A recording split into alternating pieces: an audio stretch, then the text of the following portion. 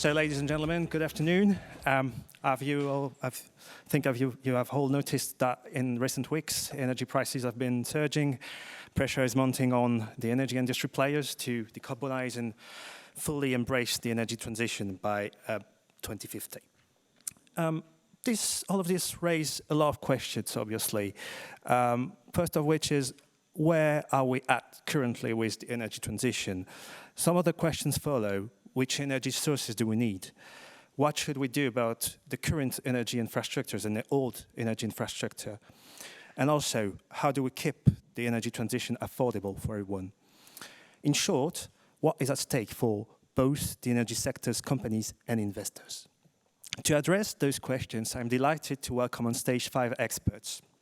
First of which is Amaury de Fedot, partner at White & Case Paris, Toshimichi Asegawa, Senior Representative of the Japan Bank for International Cooperation in Paris, Séverine Matteo, Head of Energy Resources and Infrastructures at BNP Paribas Corporate Investment Banking. Also joining us are Carl Nidvelt, Chief Analytical Officer, Global Infrastructure Ratings at S&P, and finally, Claire Wessent, Deputy Chief Executive Officer of ENGIE. Thank you for all joining us today for this session on energy transition.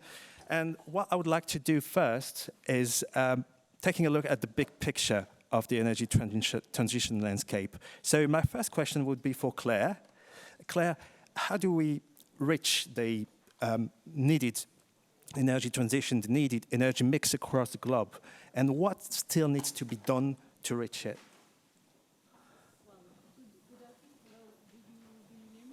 I think. That's better. I think you're hearing me now better. Yeah. Good afternoon, everybody, and very, very pleased to be here at Europlace, which I've been following and working with for years. Back to your question on energy transition and what do we need? I think first thing, as always, think about the objectives. What kind of energy transition do we need? We need an energy transition that enables us to address climate change. So we need to decarbonize our energy mix, that's one. Second, and I think you were alluding earlier to the price of energy, I think it makes things very clear. Energy is an essential input, both for households and across the industries. So clearly, second thing, price of energy transition is crucial. We need an affordable energy transition. And then third thing, and here again we have recent examples, we need an energy transition that's resilient. We need to make sure that we will not miss energy. We need to make sure that we don't run into the kind of issues we faced in Texas. So we need decarbonized energy, affordable transition, and resilient energy transition. That's one. Second remark, what makes things difficult when you think about energy transition, and I'm working for ENGIE, which is at the core of energy transition, what makes things difficult is that we are in an environment where there is a lot of uncertainty. The relative prices of various sources of energy have varied a lot in the last decade or so. When you look at the LCOE, the levelized cost of energy, we have seen a massive decrease for PV, photovoltaic. We've seen a massive decrease for wind, both onshore and now offshore. At the same time, we've seen an increase of other sources of energy, like the new nuclear energy. So we are in an environment where when we want to decarbonize, we have to realize that the prices of the various technologies is evolving, will continue to evolve, and we need to make sure that we take this in mind and keep various options open. So how can we ensure that that energy transition would be fairly priced and accessible to all? Well, I think in order to make sure that energy transition is fairly priced or affordable, in my previous words, we need to make sure that we don't make choices that will be overly expensive. I mean, the first answer is about the overall cost of energy transition. Energy transition needs to be affordable, and we are very convinced that this means that we need to rely on various sources of energy. We at ENGIE, we are the first developer of a number of renewable energies in France. And we are the first developer in photovoltaic. We are the first developer in wind energy in France. And at the same time, we are absolutely convinced that gas has an important role to play. Today, it's part of the mix. And in a country like France, for instance, 11 million of households rely on gas for their heating, and it's cheaper, even though the prices have increased, it's still cheaper than electricity for heating.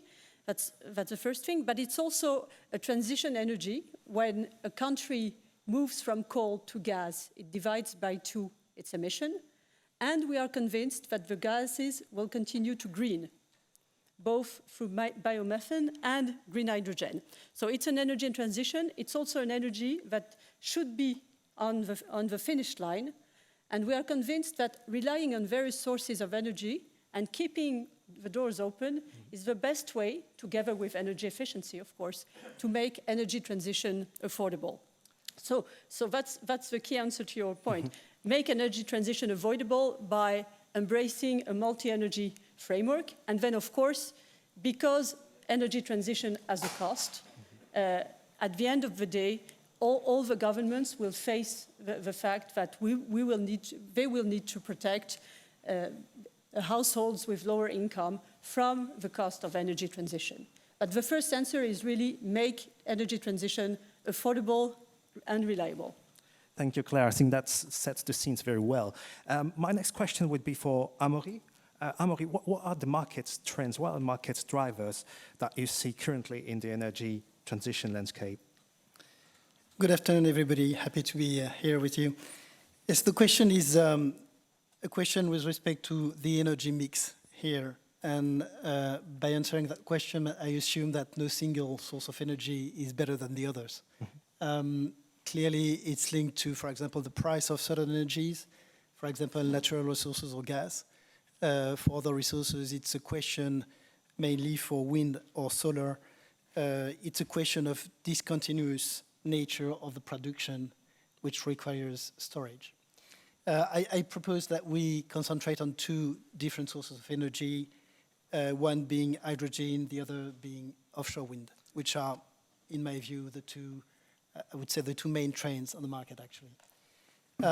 Hydrogen is a very interesting source of energy for the market, given that it offers both production of energy, but also storage of energy. Production of energy needs to be coupled with renewable energy or nuclear energy sources. Otherwise, it would produce vast amount of greenhouse gases. So the question of energy mix is really key for hydrogen. In terms of storage, hydrogen offers possibility for renewable energies, which is to store produced energies on a discontinuous matter.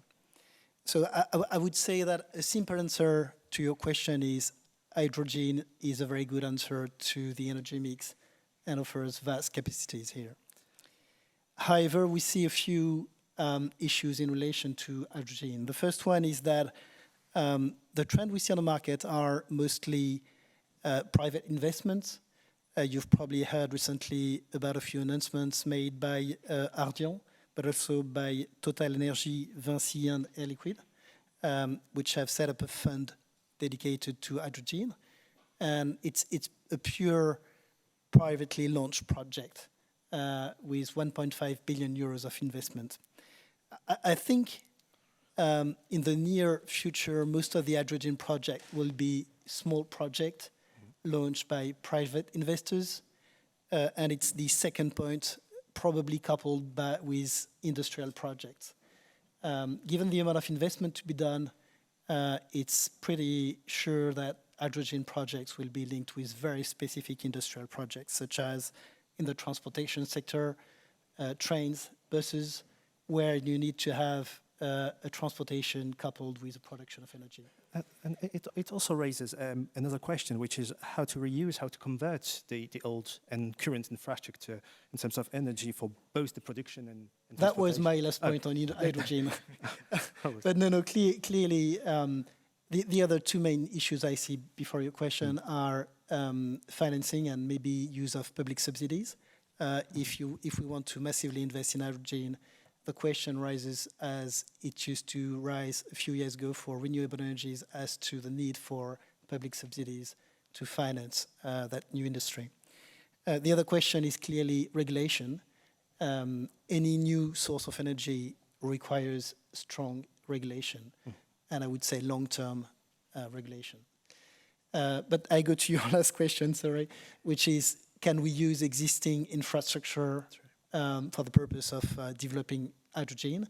And clearly that's a key issue. And I would say many of you may have thought about current studies on using gas infrastructure, gas pipelines to transport hydrogen. It's a way to use all the infrastructure for a new purpose. Thank you, Amaury.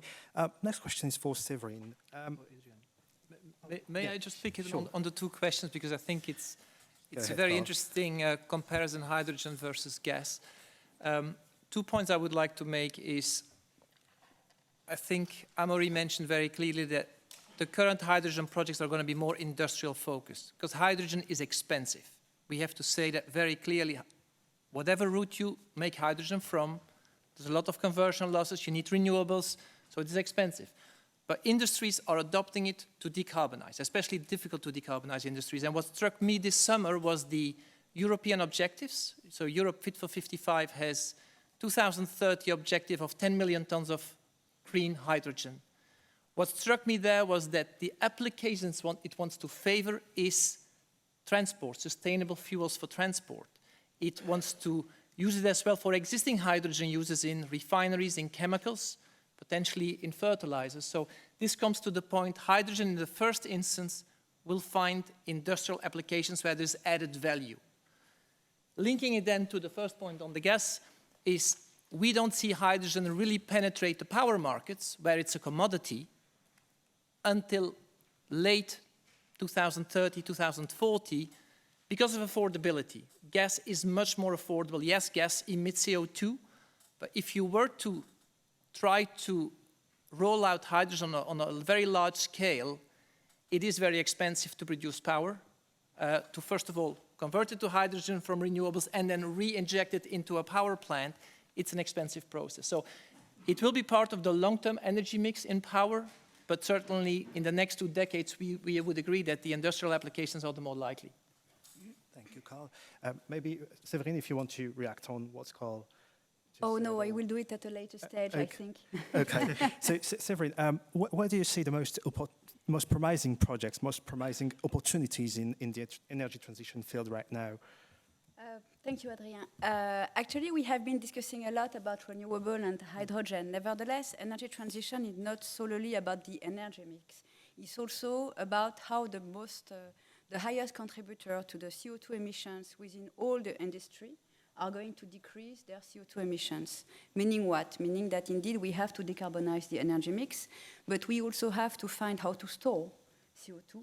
We have to go for alternative fuels, think fuels, biofuels, biogas, and we also have to go for transport because it's also deals with, we have to deal with the end user consumer. This is not only about industry, since we know that the carbon footprint of all industries is measured taking into account their scope 1 and scope 2, which are direct and relatively direct transformation, but also scope 3 footprint, which is the scope 3 being the end usage, the CO2 emissions that are derived from the end usage. So if I can come back to the question, there is a lot of projects, starting with the most mature, like renewable, going to hydrogen, on which we see that there is no compromise yet on whether it could be upscaled or whether it's going to be cost efficient, and whether it calls for regulation or support from public authorities for its development. But we also have the development of batteries, which is also promising, because with no batteries, we know that we would never change the transportation, because we have also to equip our individual vehicles with batteries. And then it goes more generally through energy efficiency for the real estate. So the list is very long, and key is to consider that this is dynamic. We are at the beginning of an accelerating curve. We have to accelerate should we want to trend to the net zero at some point by 2030, 2050. And the investment to be realized is massive because I think it's Sirena who has provided the figure of 4 trillion a year to be invested worldwide. So it's a short question. Nevertheless, it's a long response because we're at the beginning of this wave. And I would say today that subject to cost efficiency, but also the fact that these are not too granular, because one of the other issues we have in the energy efficiency context or sector is that the projects are very granular, so there is a question of upscale. Subject to that, all projects are interesting in this context. And do you rather focus on new assets, or do you go for converted assets, restructured assets? No, we have to focus everywhere. We have to build the capacity. We have to provide a retrofit for the hydrogen pipelines if we want to build the hydrogen backbone. And we also have to look at natural storage for the carbon capture. Great, thanks a lot. Carl, I'm getting back to you on your point on hydrogen in 2030, 2040, not before. There are many renewable energies competing against each other in the market, in the energy transition field. How does this impact the market structure right now? What I'm telling now is not new, that raising the level of renewables to close to 50% by 2030 from 20% today is not just a share shift, it's also a structural shift, because renewables have a zero marginal cost, and the power markets, the price tends to be determined by the last marginal producer. So you can see in this end game 2030, where 50% is renewables, 10% is also hydro on top of it, a market that will drastically change. A power market that will become much more risky from a credit perspective, and I'm sure players in that market will acknowledge that you need a lot of experience to operate in a market where the marginal price can be zero at a very long period, and where you're going to have many more spikes that need to be settled by backup capacity, essentially. And these are the 3 success factors from our perspective to make this transition work, apart from the affordability, which is the biggest question. But technically speaking, first of all, we need to have policies that value dispatchable power. So when you take offline coal, but especially gas, you want to make sure you keep that gas plants to be able to run when there is a seasonal shortage because there's not a lot of wind. So that's a very strong policy question you need to factor in from the beginning, and you need to price this. This is the most difficult part. How do you price capacity payments for plants that do not operate? Secondly, we need continuously more grid interconnections. The reason is that it's really to mutualize the resource system. If you have interconnections more between countries, between the Nordics and the UK, the North Sea link is just completed and commissioned, this will also help security of supply, because you have access to hydropower in the Nordics that can be activated if you have no wind in the UK. And wind patterns across Europe are going to change as well, are going to be different, so you can essentially rely on each other when you have those interconnections. And lastly is the demand side. I think this is the most difficult part. How do we make sure that demand is much more flexibilized with interruptible contracts for industrials, but also for us residential consumers? How do we make sure we get price signals? When there is a shortage, there is low wind, are we accepting to adapt our behavior? Can we probably, through smart meters, optimize this to activate an electric vehicle when there is a lot of electricity produced at a low cost? But would you say there would be one source of energy, of renewable energy, that would take over the others at this point or in the near future? Yeah.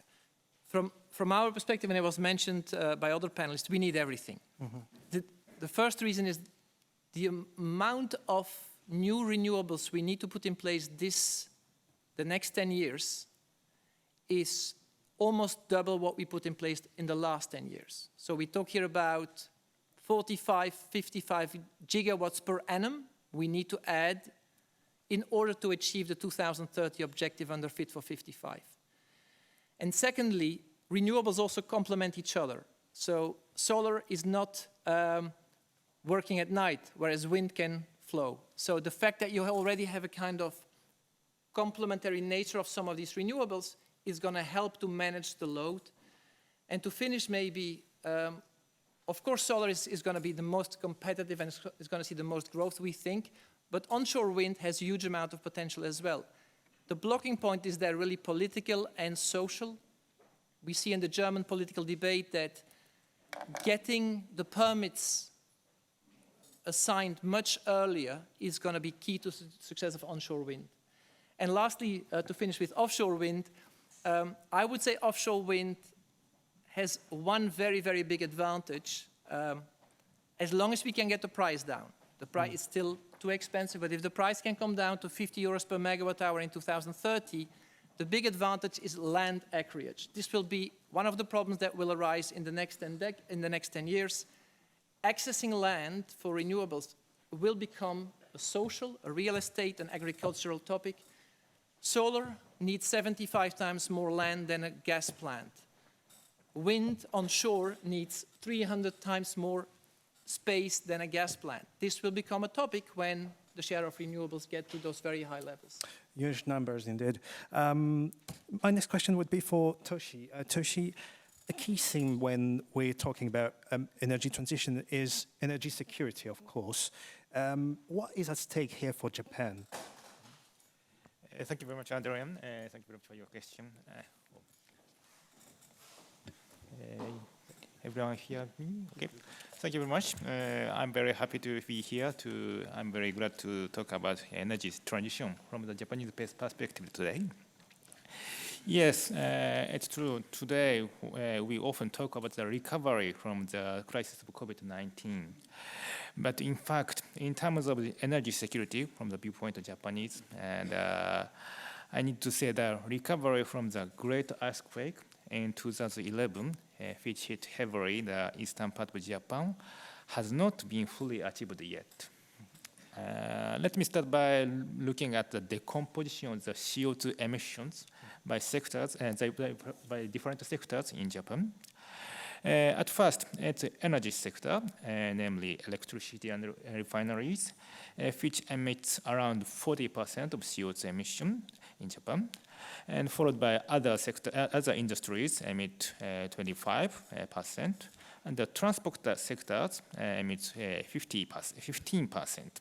So these three sectors, energy and industry and transportation, emit around 80% of CO2 emissions. So obviously, the electricity is the largest emitting sector in Japan too. Before the earthquake in 2011, the 25%, 1/4 of the electricity was produced by nuclear power plants. But this percentage of nuclear power plants dropped down drastically after the earthquake, and has not yet recovered the same level before. Today, among 33 nuclear reactors, only 10 are operating now. Some are under the examination by the Nuclear Security Agency, but the security standards for the nuclear power plants are much more reinforced after the earthquake. So it will take quite a long time for them to pass such examination by the security agency. In addition to the security matters, the public opinion in Japan vis-à-vis nuclear are still quite sensitive. So acceleration of the nuclear will be highly likely confronted with the political pressures. So the nuclear could not be a major option for Japan, even for the sake of the energy security. So the decrease of the electricity produced by nuclear have been compensated partially by the increase of renewable energy, which is good, both for energy transition and energy security too. But however, in reality, the majority was compensated by fossil fuels. It's mainly LNG, liquefied natural gas.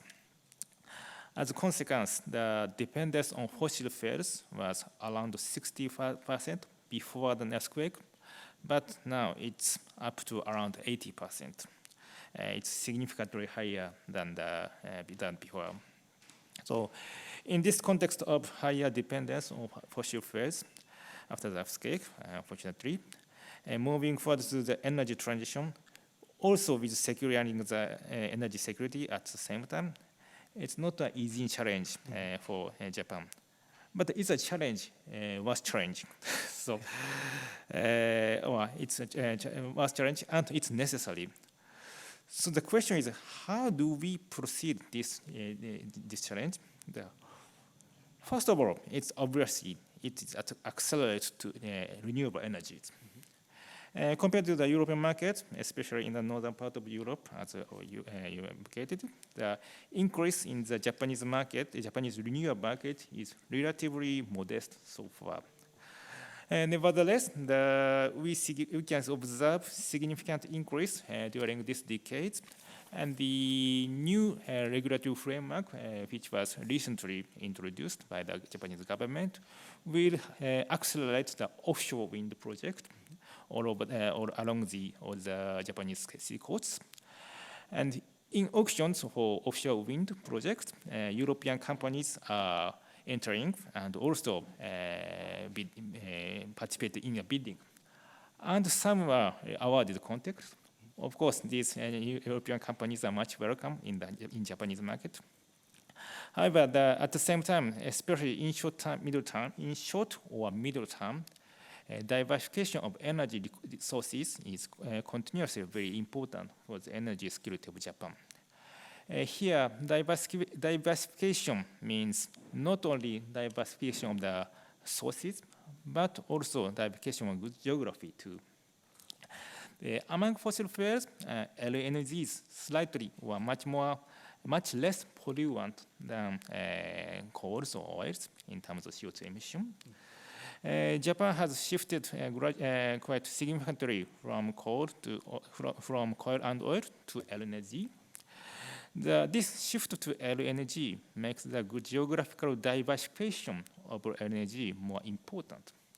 So we need to pursue the geographical diversification LNG continuously.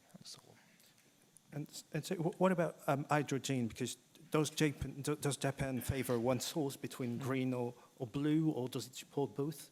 Mm-hmm. Thank you. Yes, hydrogen is also much anticipated as key tools of decarbonization of all the major sector for electricity, industry, and the transportation, all these sectors. It is true, it is obvious that the green hydrogen is preferable in long term. But we note that at this stage of emerging stage of hydrogen industry for hydrogen, we have to foster both supply and demand of hydrogen at the same time. It means that we, JBIC, are ready to extend financial support both sides of supply and demand, or transportation, distribution, storage, in between production and demand. We are quite open to the choice of green or blue. We are willing to support both. But in reality, in practice, as we are financiers, we need to secure the financial viability. It may be easier to find projects financially viable, which is utilizing blue hydrogen rather than green hydrogen in this emerging stage. Okay, thank you. Let's talk about one particular project in the hydrogen sector, which is the European Hydrogen Backbone project. Séverine, what is your stance on that project? What is the role for you of financial institution in that project? Okay, so let's assume that all pros and cons on the production of hydrogen are solved, and then that we have a view. What we have to ensure is that the hydrogen that is produced is then this is about transmission and distribution to the end user. So, of course, we can have trucks or ships, because ships might be an alternative if we want to go to take the hydrogen in, let's say, foreign countries where we expect some huge upscaled production sites would be developed. Nevertheless, at the European level, the hydrogen backbone would be key because we would have to build the adequate, or to build or revamp or retrofit the adequate pipeline network to procure that all continental Europe plus the UK and plus the UK are totally interconnected in order to procure that the hydrogen could be distributed until the end usage. So it's quite ambitious. By 2030, it's about 12,000 kilometers of pipe, and by 2040, they should be increased up to 40 kilometers. The capex, or the investment expenses that are linked to this project, they are not fixed for the time being, of course, because we are at a quite early stage, but let's say that we are between 43 to 81, 82 billion to be invested for this project. So these are considerable amounts, of course. This would address only the transmission and distribution of hydrogen. I'm not talking about production. And so if we want to ensure that this could work, there is an option to build new pipe, but there is also the option to use existing pipelines, which could decrease the final invoice. But at the end of the day, if we want to talk about financing, and also things moving forward, because this is not about financing by the financial institution. This would call for private capital, public financing, or public support, let's call it this way, and commercial bank financing. We would first and foremost define the norms, safety and regulation. On the regulation side, we have to discuss, we are going to use the existing gas pipes, or are they going to use the hydrogen backbone to form part of the regulated asset base, the RAB, as we usually mention it in infrastructure world. So this calls for adaptation at the regulatory level, and then provided that we can build the adequate framework, I strongly believe that we would be in capacity to raise the financing that could be needed to develop the project. Many thanks, Séverine. I'd like to have some views from Claire on hydrogen and related infrastructures. Do you favor hydrogen over other renewable energy sources today? So the first answer is very clear. We think there is room for a variety of sources, and I am probably the fifth one to say this on the panel. So by now it should be clear, and we are convinced that indeed hydrogen will be part of the mix. I think a lot has been said already. There are difficult to abate sectors, and we think first about a number of sectors in industry, as well as heavy transportation. We already have examples of hydrogen being successfully used, for instance, by trucks in mine projects, in places where energy is difficult to bring. And there are a number of projects we are working on trains, there are projects on boats. When you look at the airplane industry, there's also a lot being said about hydrogen, although when you think about hydrogen, you have to keep in mind the fact that it can be green hydrogen directly or e-fuel. E-fuels being fuels which are made out of renewable hydrogen with adding some carbon. So there are a number of uses that we see for hydrogen, mostly, as was said, in the short run in industry and heavy transportation. When we turn to infrastructure, again, Séverine mentioned a number of interesting aspects. We are convinced, I mean, it's an interesting debate in Europe right now. A country like Germany, for instance, has realized that it will need to rely partly on imports of decarbonized hydrogen, and is putting a lot of emphasis on infrastructures. France is more believing that it will be able to produce hydrogen in a number of clusters, but I think the reality will probably be somewhere in between, as often in life. And the reality, regardless of whether there is a lot of domestic production, which could well be the case in France or not, is that at the end of the day, two things. A, the industry will need competitive green hydrogen.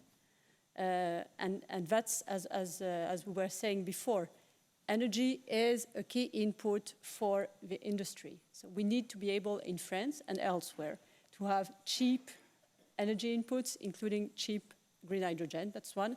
And second, France in any case will be a transit country. I mean, if Germany wants to import hydrogen, part of it will be from Northern Europe, part of it is likely to be from places where there is a lot of sun, and that's pointing to the south. So we are looking a lot at this issue, of course, as an industrial actor. We're looking a lot at this issue of infrastructures and what they could be used for.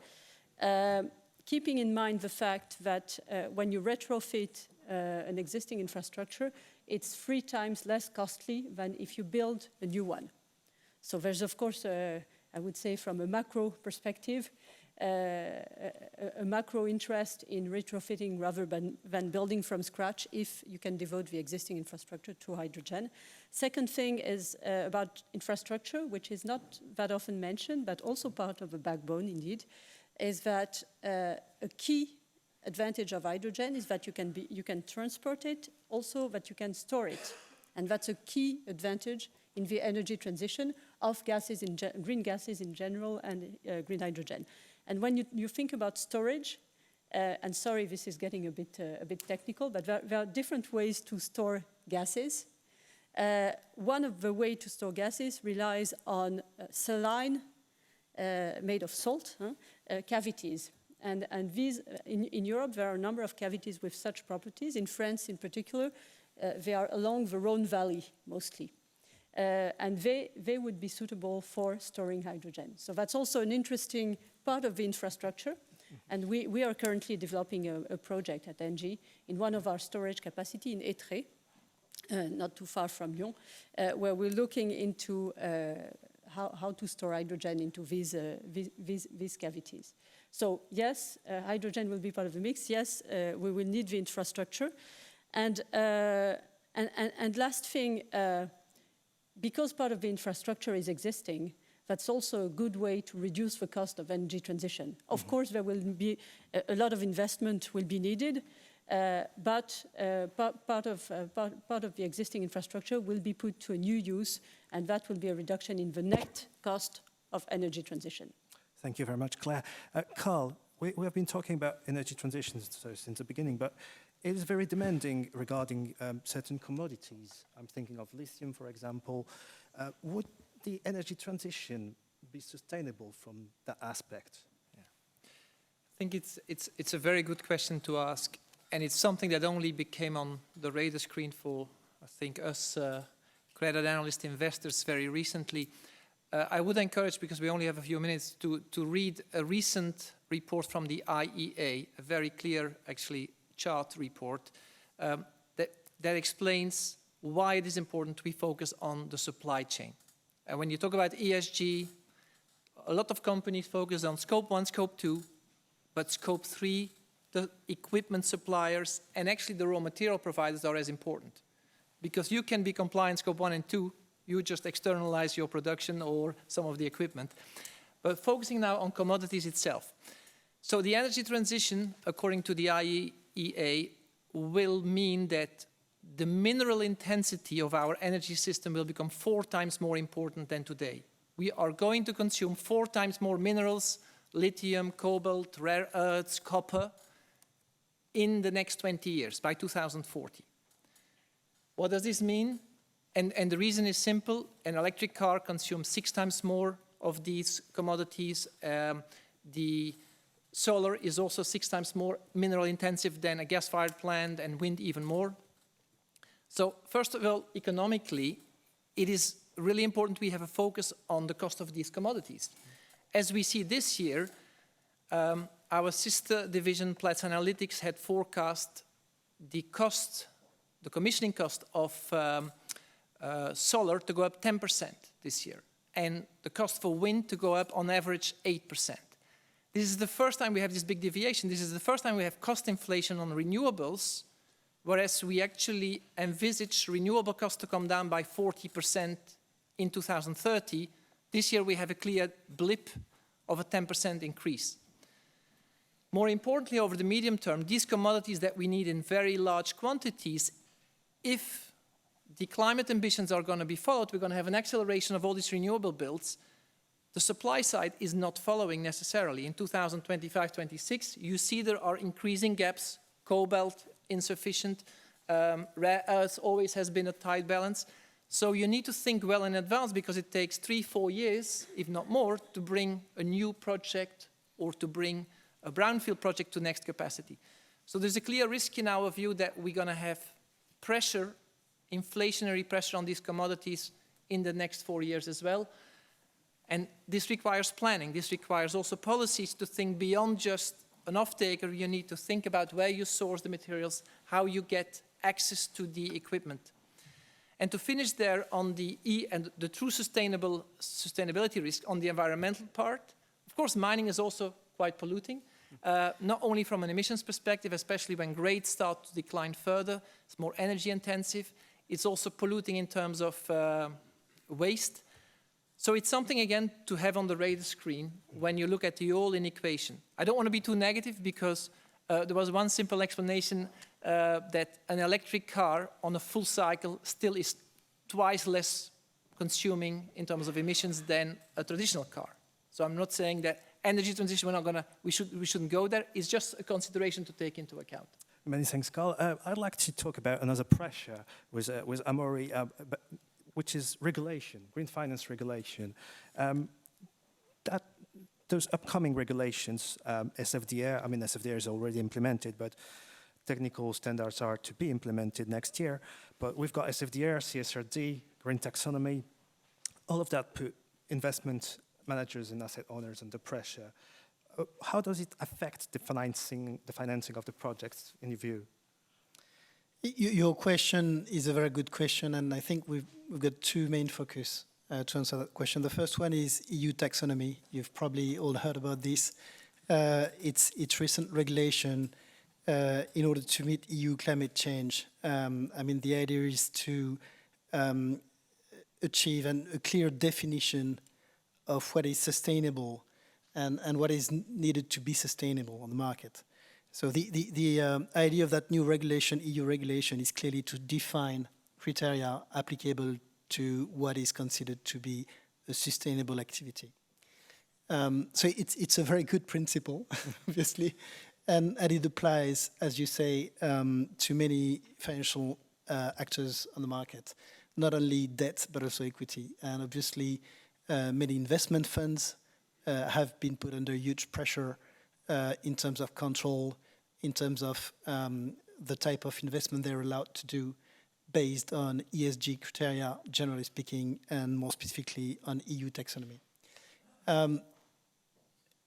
I think something that we should consider, and it's mostly the second point, is this efficient and is there a problem of liquidity on the market, given that we've got new regulation imposing new rules on the economies. And if you look quickly at what we call green finance, you would be surprised as to how efficient it's been in the recent past. And green finance, I mean, the current market situation is that debt issuance linked to ESG metrics has accelerated sharply in recent past. I've got a few figures here, but it's around $1 trillion a year since 2020. So globally speaking, it's been very efficient, and you have a lot of liquidity on the market. What is it around? It's around ESG pricing, i.e. how you can price debt based on ESG criteria. And that is very, I would say that is very effective. And you've got major issuers on the market, major corporates, who have agreed to issue most of their debt on the market based on ESG criteria and to agree on reducing their margin or increasing their margin based on those KPIs. Last trend that we see on the market is that it's not only a debt growth on European market, but it's a global growth in the world. And many emerging markets are looking at that market as well. Just as a conclusion, I think green finance is very efficient. Liquidity is high on the market, but all these rely on setting standards applicable for the global industry of green finance. So clearly regulation is key here, and how we contractualize issuance of bonds or issuance of debts based on KPIs applicable to different investors, that's the key to the question. Many thanks, Amaury. My last question would be for Toshi.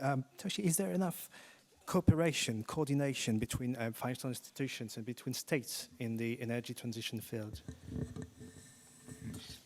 Yes, the cooperation between countries at the different sectors, it's a really a question for which I'm working for here in Paris. So yes, I try to say yes, that yes, even today, where I cannot disclose the details, but even today we have a lot of few projects among the different sponsors from different countries, and also which involve the cooperation among the financial institutions, national and international financial institutions of the different jurisdictions. But it's also true that we have a lot to do more. Yes, as we discussed so far, now we are at the emerging stage of the new energy transition, especially in the market of hydrogen. Emerging stage, that means that in general, things are more riskier than conventional industries. The technology risk is higher, demand risk is higher, supply risk is maybe higher too, and even regulatory framework are still to do and to be set in some jurisdictions. So it's a good challenge for financiers in this emerging stage. But for the financiers, it's much better for us to share these different type of risks. Some institutions are very good at evaluating technology, or some are much accustomed to take the risk of demand risks, or some can mitigate the supply risks, or there are some institutions who can cover political risks inherent to the project. So such risk sharing between other financial institutions of different countries are necessary or requisite for fostering the emerging industries, I think. Thank you, Toshi. I think this is time to wrap up this session, unless anyone wants to react to what just Toshi said. No. Yeah, so it's time to wrap up this session. Please join me in sharing up the panelists. Many thanks.